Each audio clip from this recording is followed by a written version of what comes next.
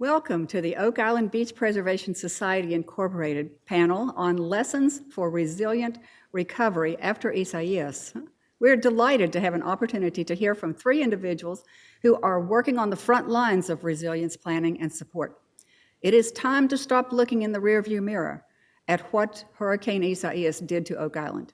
We need to focus on driving ahead with lessons, what our science is showing, what our physical constraints are, what our community can realistically rebuild, and what we all have the will to do as we look ahead of us to the storms that are inevitably in the road ahead. Oak Island and other coastal communities are tough. We need to be smart too. It's time to talk about resilient rebuilding.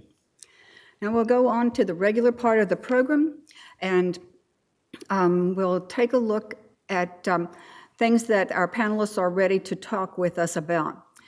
Participants, please mute your microphone and turn off your personal video throughout the meeting. You will still be able to see and hear us. When you have questions for the panelists or comments related to their presentations, please type them into the Q&A box at the bottom of your screen. Or if you're in the room, you can add those to cards and give them to the room monitor. We'll address as many questions as we have time for during this hour. Most participants should be on board now. Let's take a quick look at who's tuned in. I'm going to turn this over to Lisa Stites, the town clerk for Oak Island, who will introduce a quick participant poll. By the way, I just learned that Lisa is now the first vice president of the North Carolina Association of Municipal Clerks. Congratulations are in order. Her next job in that organization will be to become president. Congratulations, Lisa. Thank you. We do have a poll. It's a quick poll, 4 questions, just to see who we have with us today, and I will initiate that poll. You'll have multiple choice questions, and if you will just follow through, and we'll take a minute or two and see if we can finish these up. And they can scroll down the screen, is that right? Yes, they'll scroll down. As they finish one question, they can scroll down to the next one.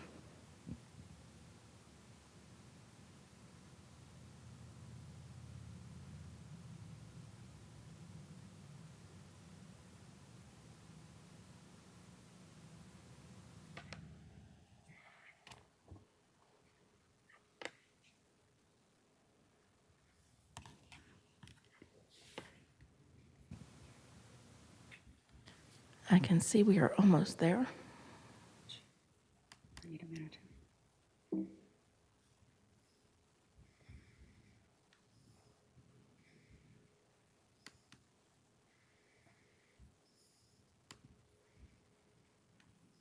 Looks like we just have a couple of outstanding.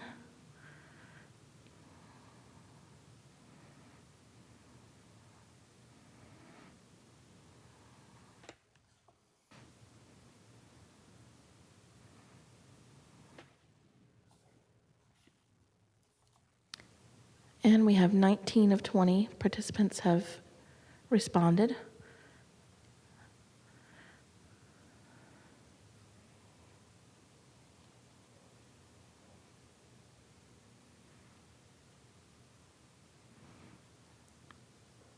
If you just joined us, we have a poll in progress. And I'll give it about 20 more seconds.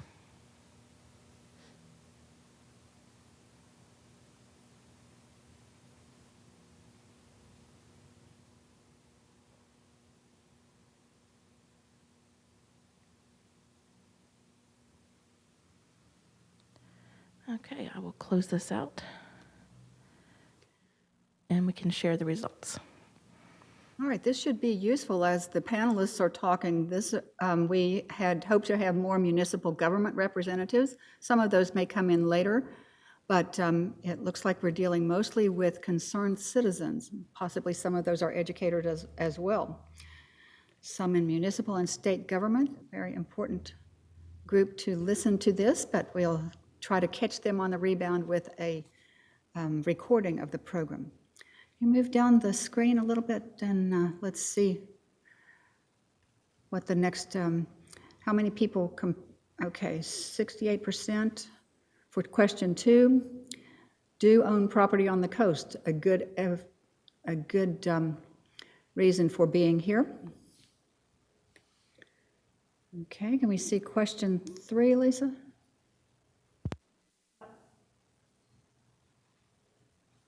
Mike, I think you need to scroll down on your screen as well.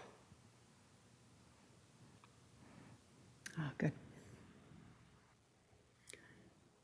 Okay, primarily Brunswick County, Oak Island, others in North Carolina. All right. And primarily people are viewing individually today. So thank you for the quick answers to the poll. We'll continue to keep those in mind as we address the rest of the questions of the day. Thank you so much.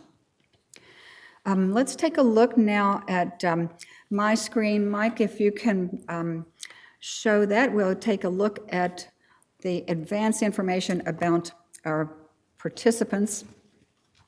You can put that as full screen.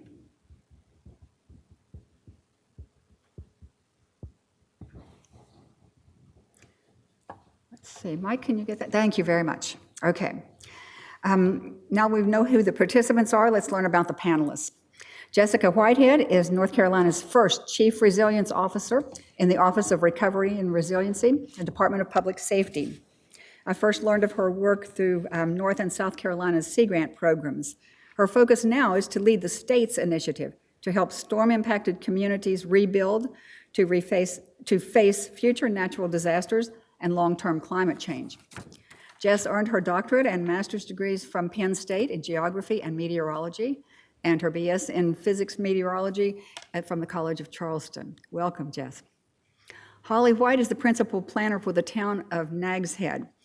She also serves on the Leadership Council for the Albemarle-Pamlico Sound National Estuary Partnership, and she's a certified floodplain manager.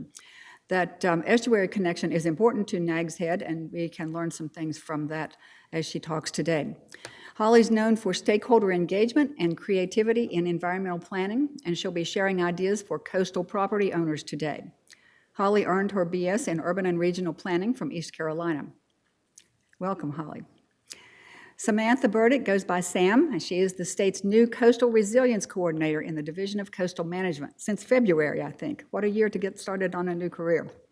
She's headquartered in Morehead City.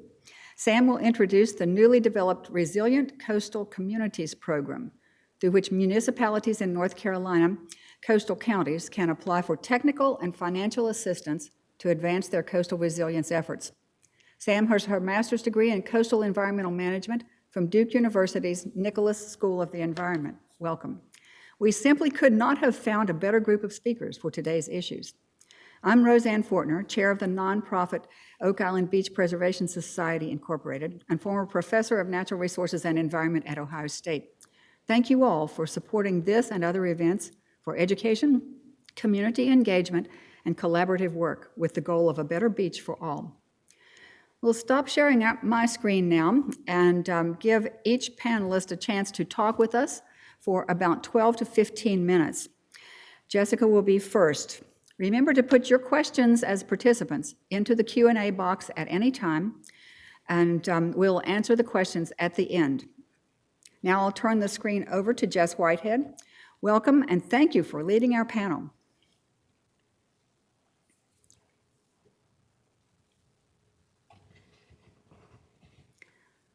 Jess, you're up. Is your microphone on? Yep. There we go. Can everyone hear me? I'm going to hold my mic a little bit close. And everyone should be seeing my screen here. I want to thank everyone for inviting us here today in this new environment. And also because I know a lot of you are homeowners on Oak Island, to send my sincerest condolences to everything you've all had to deal with Hurricane Isaias. I personally have been in that situation, although technicality because my mom was in grad school at the time. We were second homeowners when our primary home was damaged when she was a graduate student at Southern Illinois University in Carbondale during Hurricane Hugo. So I got to experience when I was 11 years old firsthand what it was like to try to rebuild the home that was technically our primary home but at the time we weren't in it, and the specific challenges that provides. I also happen to marry into coastal property, and my husband's side of the family, they own a cottage in Old Orchard Beach, Ocean Park, Maine, about 5 houses back from the beach. Since the streets run perpendicular there, that's about 300 feet from the dune line. And that's a property that has been in the family for 52 years this year. So I am sitting in Raleigh, but I'm very, very sympathetic and empathetic to the situations that a lot of you all are going through. What I wanted to talk about today, and I'm going to be really brief, when Rosanne first approached me pre-COVID about this talk, it was also pre-Isaias, we talked about giving a science talk. I used to be a scientist before I became a state employee. And we really changed it up, and I really appreciate Holly and Sam coming in and trying to really meet you where you're at after dealing with a storm like Isaias. So today I'm going to mix in a little bit of science, but talk a lot about what it means and what action looks like going from here. So we'll cover what is resilience, how to start thinking about those future risks, and how to begin to get toward action. And then I think Holly and Sam are really going to bring the program home with some concrete ideas and opportunities available to you. I get a lot of people come up to me thinking resilience is something like a punching bag. The idea is that you smack the punching bag, it swings forward, it comes back to where we were, and that's what it means to be resilient. North Carolina is really thinking about resilience differently. To us, it is not just hazard mitigation. It is also thinking about a real triple bottom line approach to communities. I want to be sure that y'all are actually seeing my screen here and not.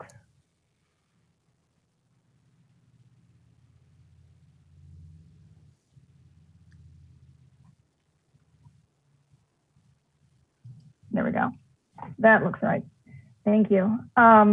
Really checking out this definition here of North Carolina that touches on resilience as a triple bottom line approach to thinking not just about our environment, but also what it means to be our communities and what it means to have good, healthy coastal economies.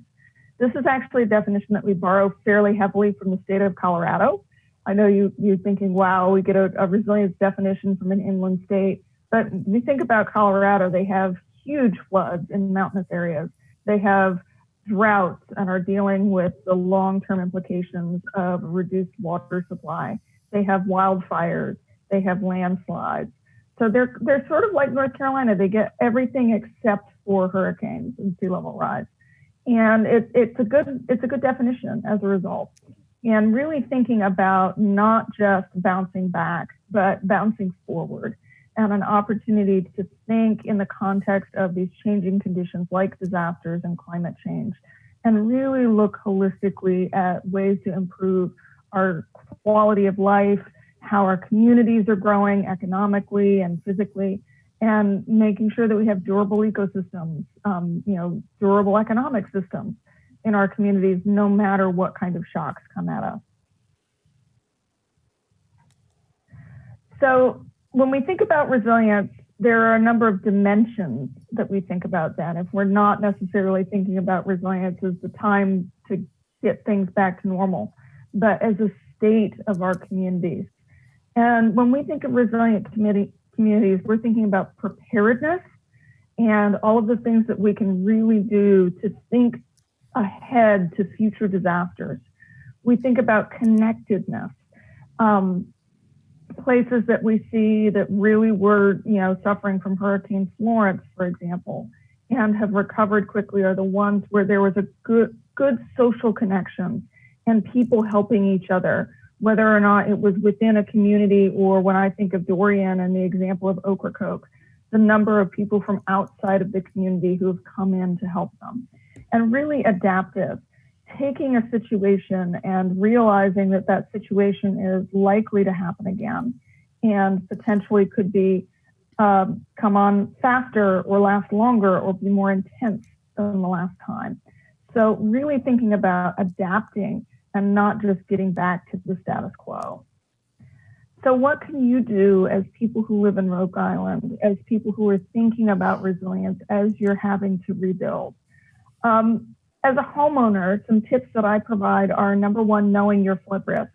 North Carolina has a flood risk information system that allows you to access what your flood maps are and really begin to look at what that means down to the level of your individual property and your risk. If you are rebuilding or considering a major renovation to your home, look into opportunities to elevate, not just to what the flood map says your flood is. Remember that flood maps are designed to reflect, when we talk about the 100-year floodplain, it's really talking about the 1% chance in any given year that a flood is going to hit. And over the lifetime of a mortgage, that adds up to something like 26, 27% chance that you'll experience a flood of that magnitude on that property. And these flood maps were really created not necessarily for land use planning, even though that's somewhat what they're made for now, how they're used now, but for flood insurance risks. So they're thinking about your actuarial risk from the perspective and the risk that the federal government, in this case, the National Flood Insurance Program, or a private home insurer is thinking about your risk. It's not necessarily what the pain factor is to you if you flood. So elevating above that known flood and then adding that safety factor, freeboard, is a real best practice. Avoid enclosing space on the first floor. I know it's really tempting. I grew up in a home that was elevated about 20 feet. It was so tempting to try to enclose that garage space and make it into something useful. But we realized pretty quickly when Hurricane Hugo went through and we ended up being on the right side of the eye, we didn't get the 20-foot wall of water that went through in the Cape Romaine National Wildlife Refuge in South Carolina. We would have really been in some pain had we enclosed that garage space. So trying to make sure that you have that open first floor to allow water to pass underneath is really important. If you have shoreline, especially if you have marshfront property, looking at living shorelines and other ways to reduce erosion on the marsh side. I know it's really tempting to put up a wall, but one of the things that a lot of research that's being done in Morehead City at Coastal Studies Institute and at UNCW is on how effective these shorelines are.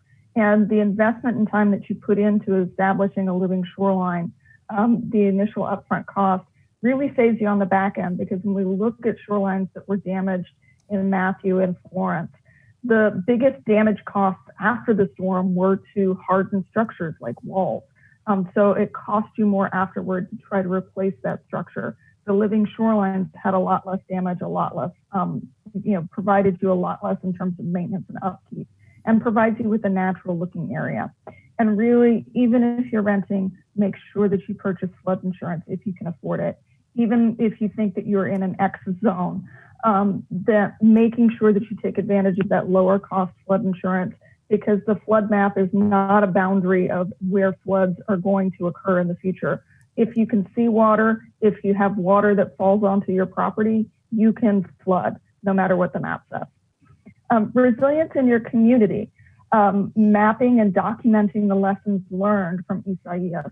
Where were the problems? Where were your biggest points of pain? Helping your town do that is really important. Oak Island is a very small community. And so your value as citizens in being able to volunteer and help them document some of these lessons learned is very important. Participate in resilience planning and hazard planning efforts.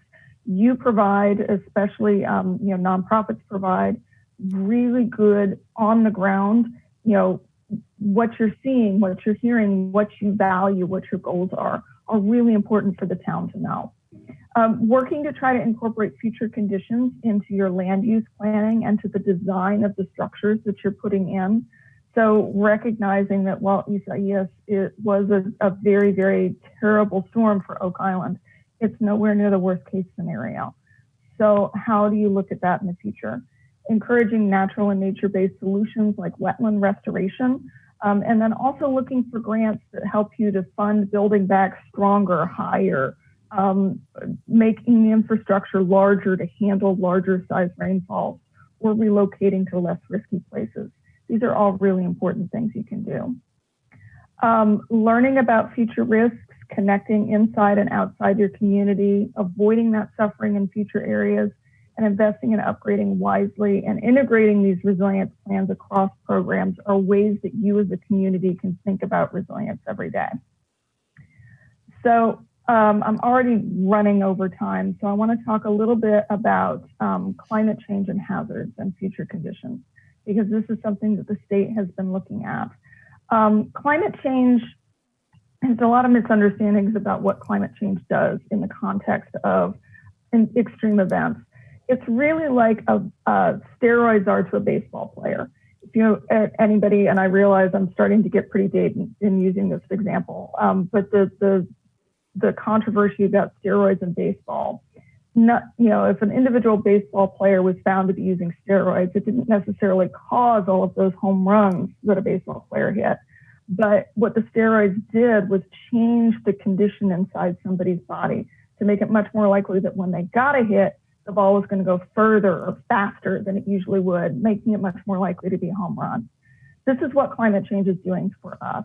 And what we find is that it takes these big events and makes them home runs in the context of things that we're already having to manage.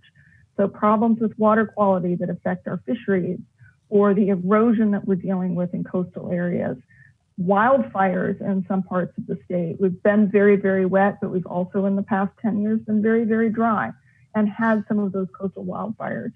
Or coupling these events with things like aging water, sewer, wastewater infrastructure, septic systems. These are all ways that climate change provides us, really is a threat multiplier to the challenges that we're already facing along the coast. What do we know about future hurricanes? This is actually a link, and I'll make sure that y'all have this presentation afterward, to something that Dr. Marshall Shepard from the University of Georgia and a past president of the American Meteorological Society published today. It brought up questions last night in the vice presidential debate. It's not a political post, but really the fact that neither candidate was able to address the science that we know on or don't know on hurricanes very well. What science does tell us is that hurricanes in the future could have, we're fairly certain, will be more intense in terms of wind and higher rainfall. There's some scholarship over the next couple, coming out over the last couple of years, suggesting that these rapid intensification, like we're seeing with Hurricane Delta right now, where it really powered up from a tropical depression to a landfalling Category 3 hurricane in the Yucatan Peninsula in Mexico in about a 24-hour period. That rapid intensification is something that can be related to climate change. Slower forward speeds in storms, and we see this in storms like Florence and Harvey, where we had a really, really wet storm and then it moved very, very slowly. So having a very, very wet storm over an area for 72 hours means you're going to get a massive rainfall total. Some of those big 30-inch rainfall totals that we saw close to the path of the eye of Florence. Something that can be tied to climate change. And seeing these stronger storms at higher latitudes. North Carolina on record has never had a landfalling Cat 5, but as we see stronger storms make it further northward, does that become the kind of storm that we need to begin to plan for? The frequency increases, quite frankly, in terms of the science here, could be attributable to the fact that as we look back in history, in the early 1900s and the 1800s, we have big gaps in records. We don't necessarily have as good of a record as we do in the satellite era today. So that's something where it's possibly related to climate change, but it's also possibly just an artifact of the data that we have the further back in history that we go. So resources for you, the North Carolina Climate Science Report. I'm not going to talk very much about it, but it really takes the national level picture of what we have from the National Oceanic and Atmospheric Administration and applies it specifically to North Carolina. So annual projected number of rainfall events under varying climate scenarios, projected changes in the number of heat events that we have, and how many tidal flood events will we have each year on average under various sea level rise scenarios are all things that are contained in this report. The North Carolina Resilience Plan was also just produced by state agencies. And you can go through and look at all of the sectors. There's a coastal sector here. There's also sectors like water and land resources or housing, building, and support services that are applicable to you. And then thinking about this in the context of a community, what can you do? One of the things that my office did, we've been around for about 15 months in terms of our resilience team, is try to create a guidebook that would help communities do the hard work and the partnership building that you need to get started on resilience planning.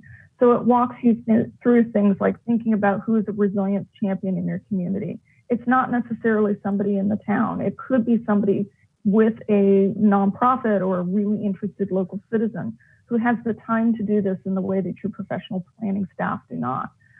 How do you assemble a local resilience team? Look at these risks, engage, and then begin to act.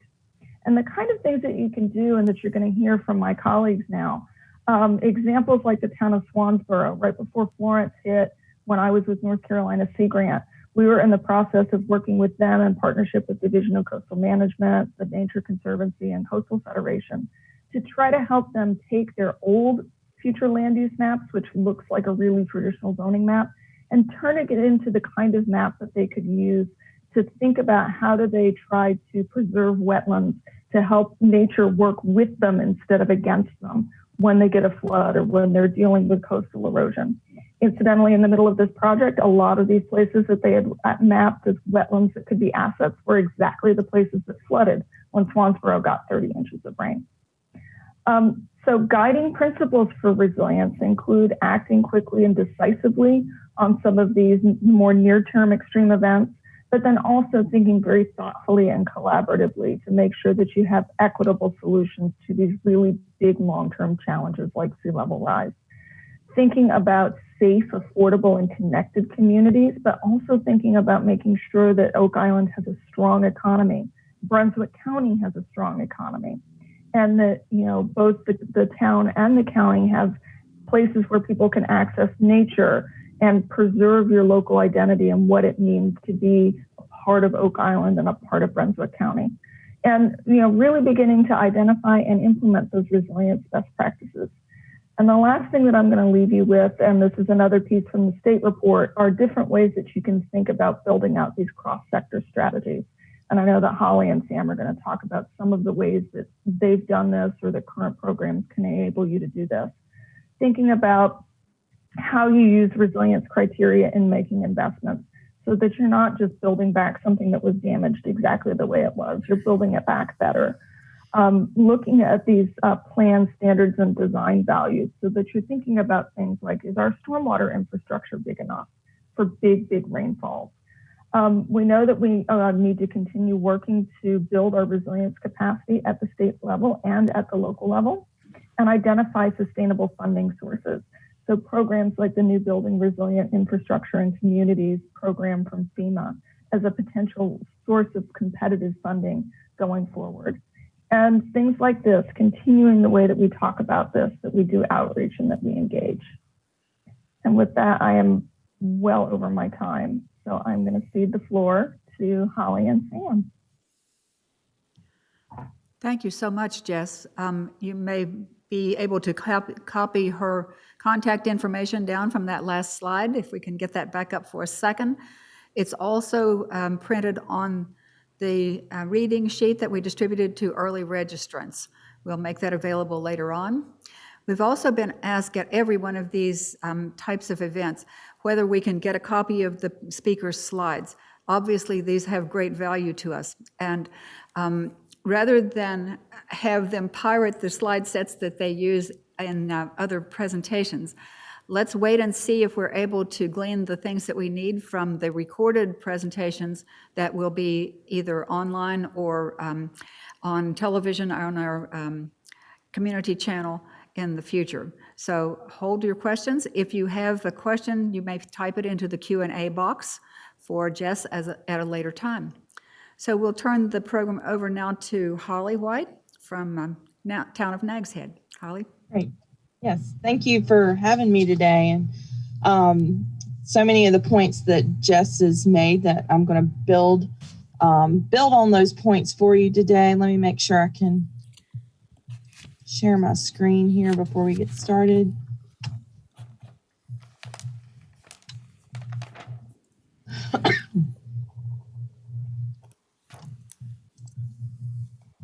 Okay.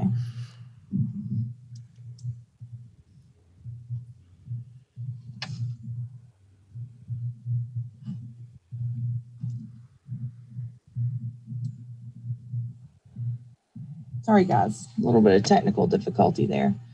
So to kind of take you through briefly kind of an overview, I'm going to talk with you a little bit about the process that Nags Head has been going through to address the hazards and vulnerability in our community and some of the outcomes of that. And then we're really going to get down to some nuts and bolts about what are some of the things that Nags Head's doing to kind of implement the plan, both maybe things we were already doing, and then some specific private property actions that we're encouraging our own citizens to take and that we're implementing in our community. I thought I'd share those with you all today too.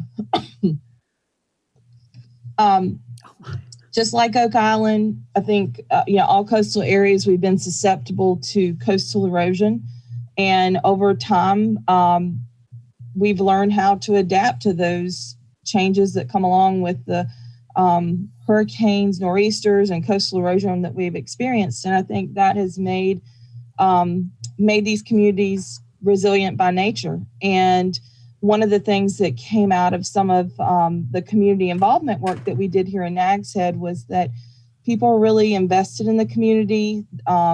Having the small town community feel is important to them, and holding on to the community character that makes Nags Head so unique and special was important as we move forward in the future. And so as Nags Head is seeing kind of a change in the way, excuse me, that we're being affected by weather and hazards. Namely, in the past, we mainly seen flooding from a source of ocean overwash. In the last few years, we've seen repeated number of rainfall flooding events. So the rainfall you see on the screen is from Hurricane Matthew in 2016.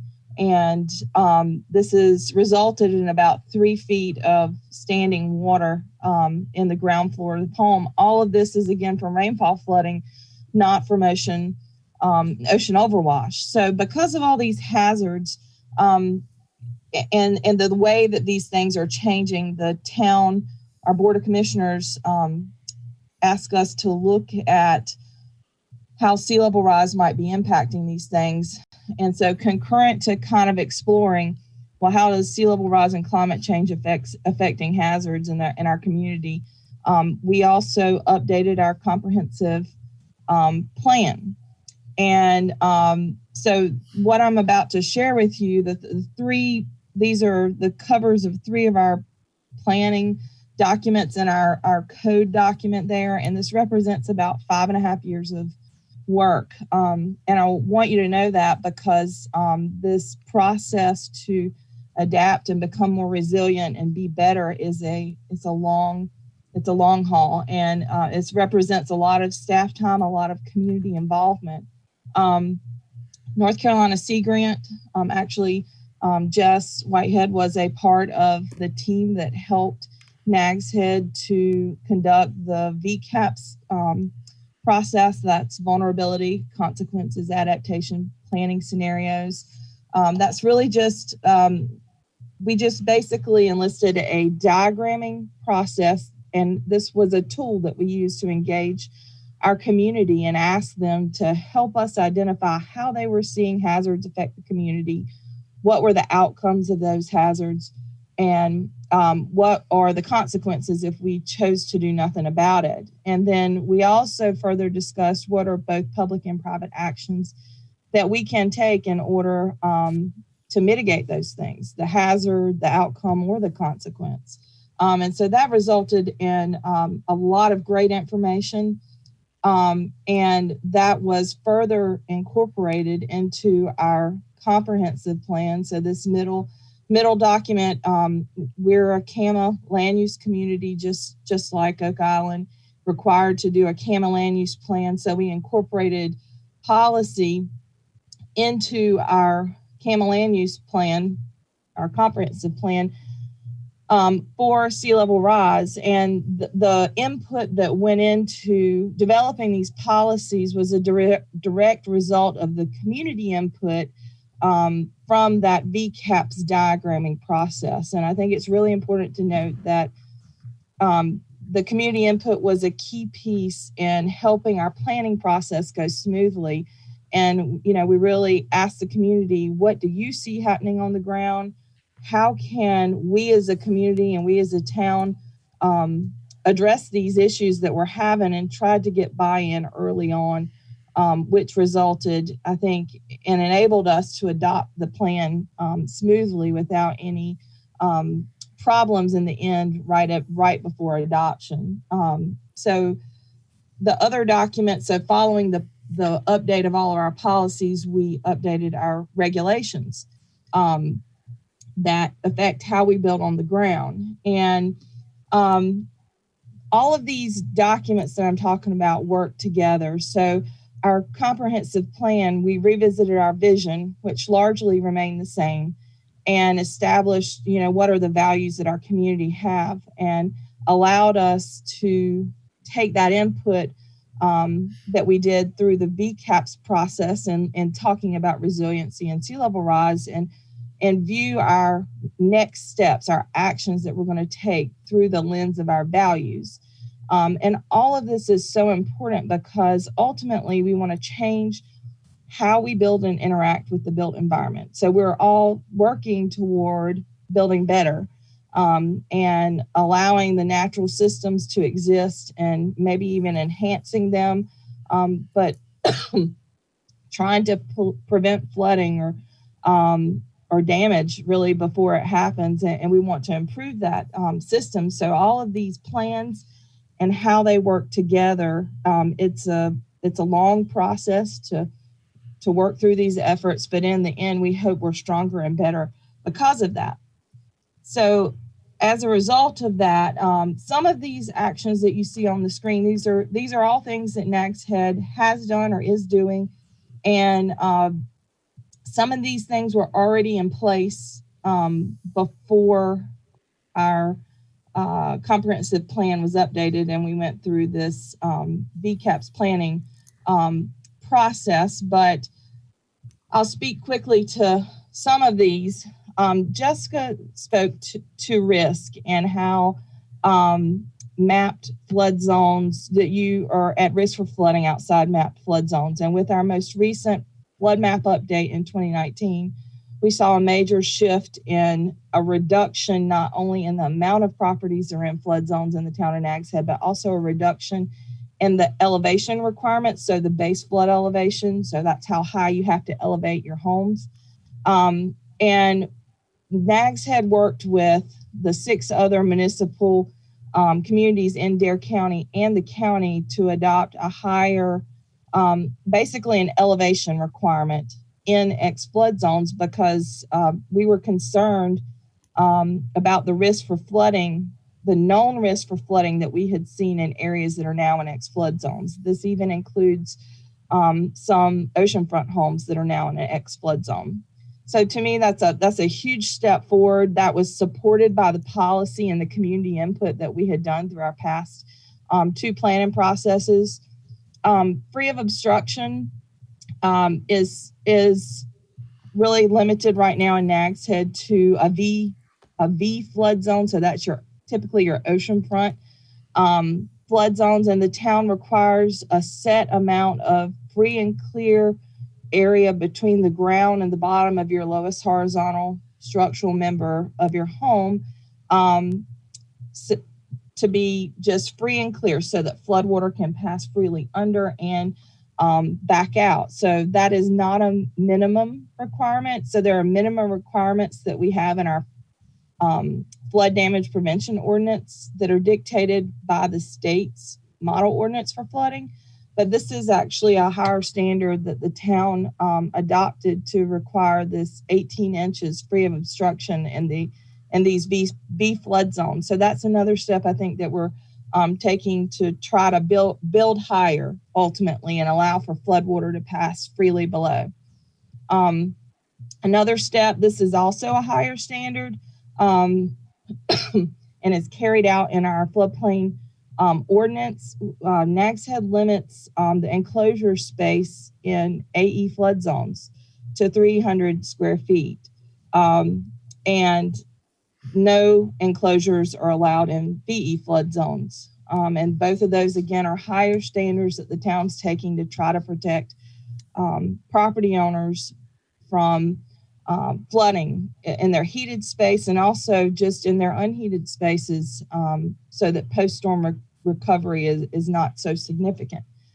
In our most recent updates to our ordinance, we have limited the size of structures that are on the ocean front. As part of the discussion in updating the ordinance, we discussed possibly limiting on the sound side, limiting the size of structures on the sound side as well, but we didn't feel like that we had the political support to get that part through, and that was not adopted. But the oceanfront limit on the size of the structure, and we require that those also have to be pile supported regardless of what flood zone that you're located in, because now that we have new flood maps, we have X and AO flood zones on the ocean front. So regardless of the flood zone, we're asking you to elevate on piles and to limit the size of that structure. We've also taken some steps, and this was a sentiment in the BCAP's report to better manage individual lot stormwater. And that helps too when it comes to high intensity rainfall events. Managing your stormwater on site can be helpful in trying to prevent flooding. These are all very specific kind of building specific actions that the town has taken. On the right-hand side of the screen are more long-range planning steps that we're taking. We're incorporating sea level rise into our addressing that in our existing plans and documents. We're seeking a grant right now for estuarine shoreline management plan. That was a key piece of feedback from the community input we did, that there had been a lot of emphasis on the ocean front.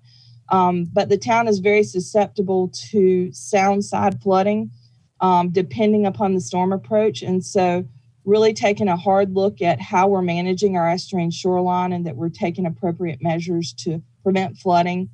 We're also implementing groundwater lowering devices.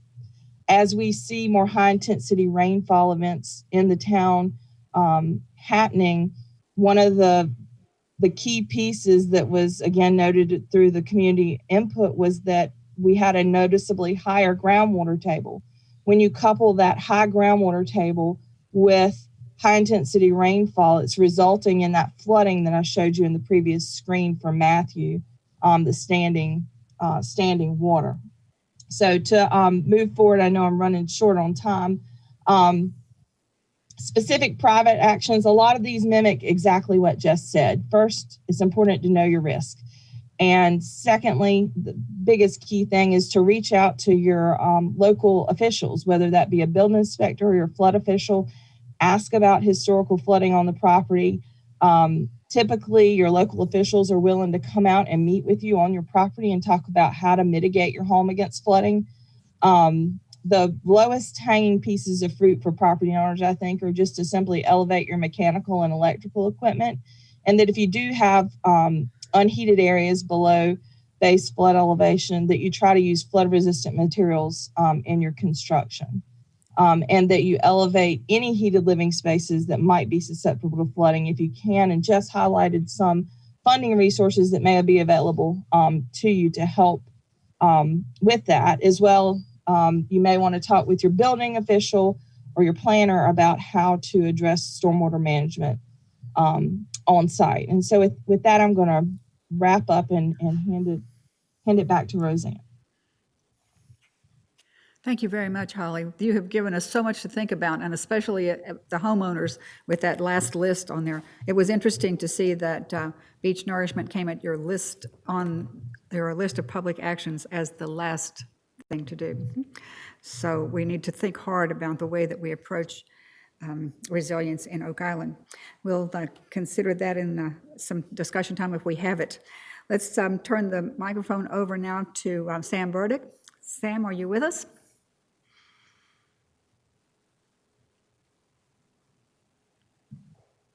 Sorry, my unmute button disappeared on me. I apologize. Can you hear me now? Yes. Thank you. Okay, great. And can you see my presentation as well? Yes. All right, fantastic. And the notes aren't in your way, are they? No, we don't see the notes. Okay. All right, great. Okay, well, good afternoon, everyone. Thank you so much for having me. It really is a pleasure to be here with you today, albeit virtually. My name is Sam Burdick. I'm the Coastal Resilience Coordinator for the North Carolina Division of Coastal Management, or as we're often lovingly referred to as CAMA.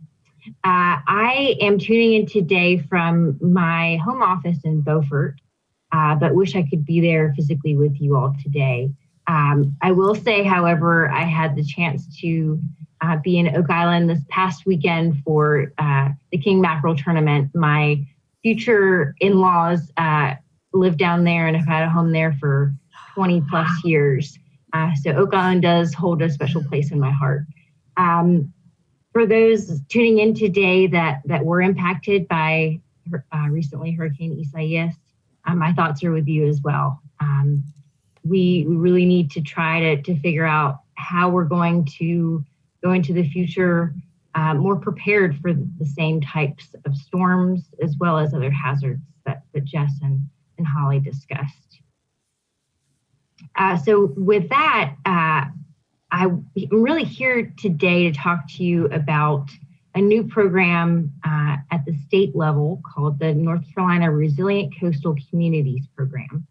And we've been putting this program together this year really as a result of the next steps outlined in the Climate Risk Assessment and Resilience Plan that Jess briefly brought up and that I encourage y'all to read. So in the next steps, the Resilient Communities Program was born. And as part of that program, DCM and NCORE are partnering to implement the Resilient Coastal Communities Program here on the coast. So our program partners include, as I mentioned, the North Carolina Office of Recovery and Resiliency. So we work really closely with Jess and her team. And we also work with folks at the Nature Conservancy, the North Carolina Sea Grant, and the North Carolina Sea Grant. And they have been tremendous partners assisting us with the development of this program. And also the funders so far for this program include the state legislature. We received roughly $830,000 from them and roughly $1.1 million from the National Fish and Wildlife Foundation to essentially begin this program and fund the first round. So this program, as I mentioned, is specific to the coast, and it's specific to the jurisdiction of DCM, which is the 20 CAMA counties you see here, and of course y'all are part of. And again, this is going to be just a piece of the larger statewide Resilient Communities Program, of which another program called the Rural Resilience Program is also a part of as well. So through this Resilient Coastal Communities Program, both county and municipal governments are going to be able to apply for direct technical assistance and grant funding from the Division of Coastal Management to walk through a series of phases to develop what we're calling shovel-ready resilience projects.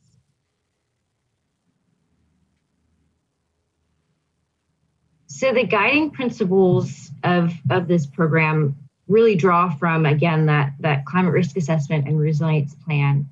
but also from some lessons learned that we've seen from other states, other resilience frameworks in states like Massachusetts and Florida, Rhode Island, different local government resilience programs. So we really tried to learn from them as well. So the guiding principles of this program are, one, to try to increase local capacity and capability for resilience planning and implementation. So provide that assistance from the state level to the local level. To incentivize a data and community-driven process. So we really want you all involved, and I'll talk more about that and how. Provide tools to address, there's a typo here, to support vulnerable populations. So we really want to make sure folks that often are not considered are actually considered in the project development and decision-making process. Next, to reduce costs to communities as much as possible. And one way we're really doing that is not requiring matches or local funding to be put up as a match to fund this initiative. And also we're procuring the contractors for the communities to also kind of eliminate some of the headache too. And lastly, to meet communities where they are in the resilience planning process. So each community is very different as far as their capacity and their capability, as well as their experience, their partnerships, and different things that they've done. So we want to make sure we're meeting communities where they are and building off of previous and existing efforts.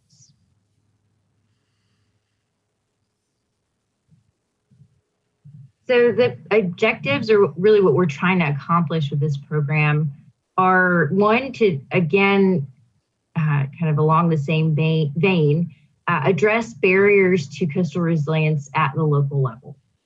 We really want to help local communities. Assist communities with risk and vulnerability assessments. So that goes into really understanding what your coastal and climate risks are in order to be able to make decisions as far as how you adapt to them. Help communities develop a portfolio of well-planned and prioritized projects. Advance priority projects to shovel-ready status. And what that means is really that the project is engineered, designed, ready to go. This is leaning more towards infrastructure projects, as you may have already picked up on, but I'll discuss more. We want communities to be able to take advantage of funding streams like the BRIC program, the FEMA Building Resilient Infrastructure in Communities program, to implement projects that they often want to see as shovel ready. They want to provide the money to implement the project and maybe not necessarily the planning involved. So we want to get those projects ready to go and really help that process along. And then lastly, after developing those projects, linking communities to various funding streams to implement those projects. And right now we currently have some funding for implementation.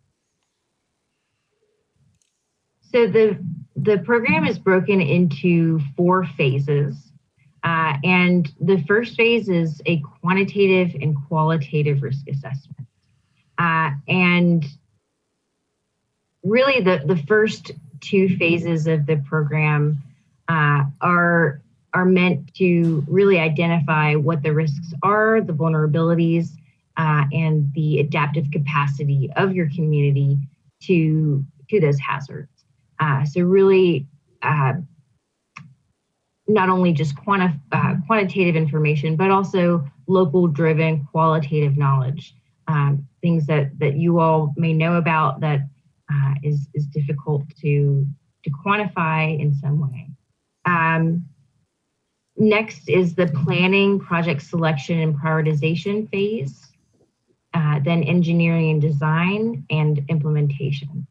So one thing I do want to point out as well is that once communities advance through the first 2 phases, which we're calling essentially the planning phases, they will then become eligible for engineering and design, and implementation funding. So it's sort of an incentive program to, again, get those additional monies to get those projects shovel ready and possibly implemented as well. So for each community that's selected to participate in this program, and for this first round of funding that we've received, we anticipate having 20 participating communities. So for each community that participates, we're going to have what's called a community action team. And the members are really intended to be representative of the community, not just local officials and staff, but definitely local officials and staff, but also resource managers, community leaders, faith leaders, a various number of really important stakeholders. And that depends, of course, upon the community as well. So we want to make sure it's a comprehensive team of folks that are really championing this effort and pushing it forward. So one thing I'll mention here that's not obvious quite yet, I guess I haven't mentioned, is that what we will be doing is hiring contractors, so consultants, potentially non-governmental organizations, universities, COGs or councils of government, qualified firms to essentially complete the majority of the work for the community. So for phases 1 and 2, we're going to contract with those consultants and the other folks I listed to do primarily the bulk of the work there. But we are really looking to communities to be active participants, because ultimately it is your community, and we want this effort to mean something to you. Just briefly, because I could go down a rabbit hole here, but briefly I'll talk about what the risk assessment looks like. So again, it's going to be quantitative and qualitative. So again, incorporating local knowledge as well. Characterizing the vulnerability and evaluating risks primarily to flooding hazards. So whether that be intense rainfall events, sea level rise impacts, tidal flooding, etc., various different flooding hazards. And that is the primary focus here. So the main steps are to identify the hazards, analyze the exposure and sensitivity of community assets, measure adaptive capacity. So really how able is the system or the project able to adapt to the risks and the hazards posed. And then lastly, identify and prioritize the highest risk. So that, again, is the risk assessment piece. Sam, may I interrupt you just for a moment? We are at 4:59 p.m. and we have another meeting coming into this room at 5:15. So Okay. If you could shorten your presentation, maybe Sure. send us the remaining components of it. We have a few questions that have come in. Sure. Would you like me to speed walk through the rest, or? You know, I think that since Oak Island is clearly at phase 1, where we would come into this kind of a process, if you can complete this transition into phase 2, perhaps that would be a good stopping point for us to think about ourselves. Sure. I wasn't going to talk much about phase 3 and 4, just to provide context. So really quickly, this slide just goes to show that we really want communities to be actively participating. The public, key stakeholders, residents, visitors, we want folks to be involved in the process. We also want natural infrastructure and nature-based solutions to be a primary focus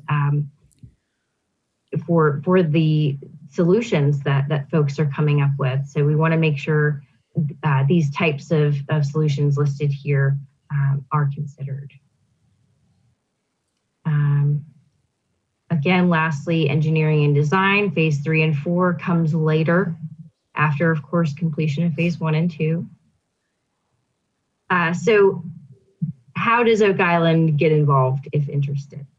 So we are releasing an invitation to apply at the end of this month to communities who are interested in applying for phase 1 and 2 direct technical assistance. So we're lumping in phases 1 and 2 together to be completed side by side.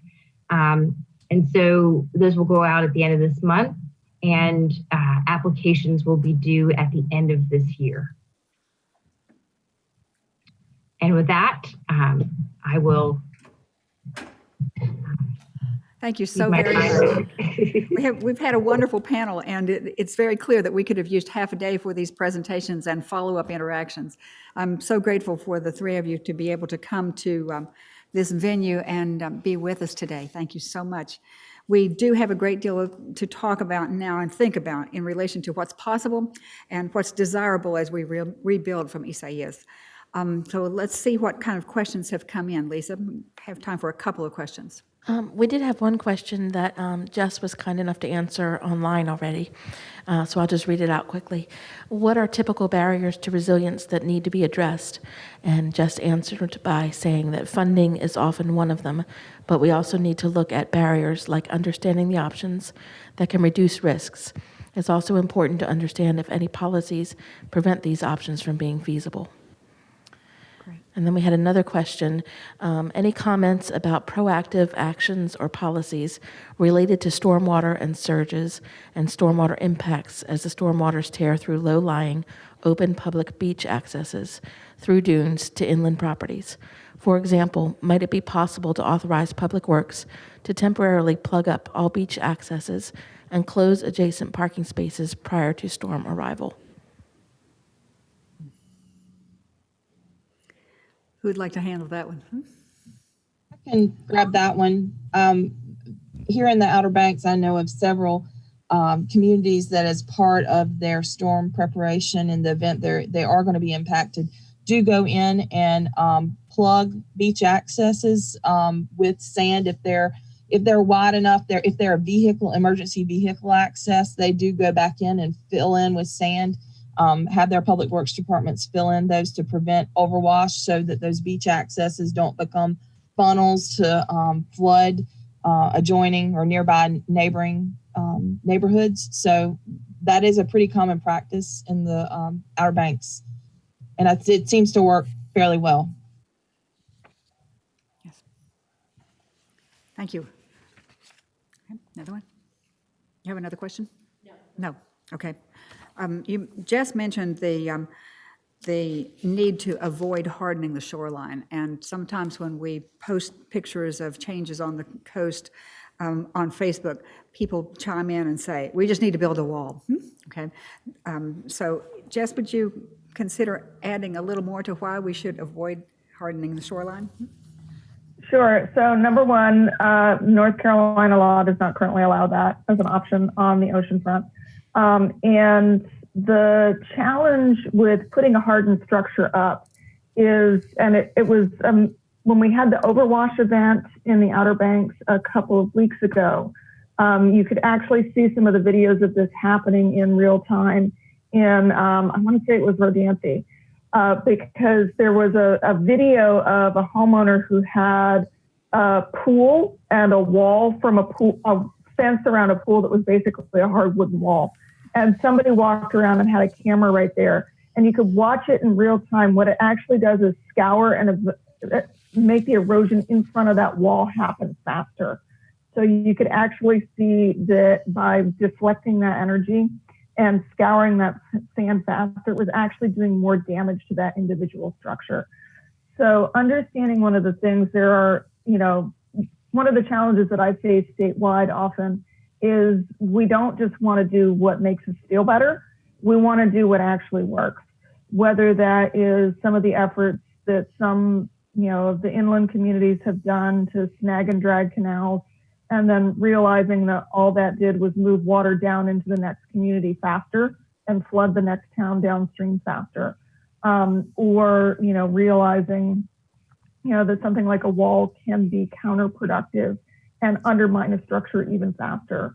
Those are the kind of things that you want to be sure that you're doing what is really reducing risk. Thank you very much. Excellent information for us to share with our neighbors here on the island. Lisa, if there's nothing else, I'll go ahead and put up the final screen to thank our participants and our panelists. Michael, can you do that for me, please? Okay. We want to first thank our expert panelists for the information that they've been so willing to share today. We thank the town of Oak Island for technology facilitation, and we thank all of you for your participation. This recorded program will be available soon, and if you registered in advance, you will get a link to where that is going to appear. We invite you to contact us through the Beach Preservation Society Incorporated for any of your other questions and activities that we may do along the way. Thank you so much for your participation today. We appreciate you.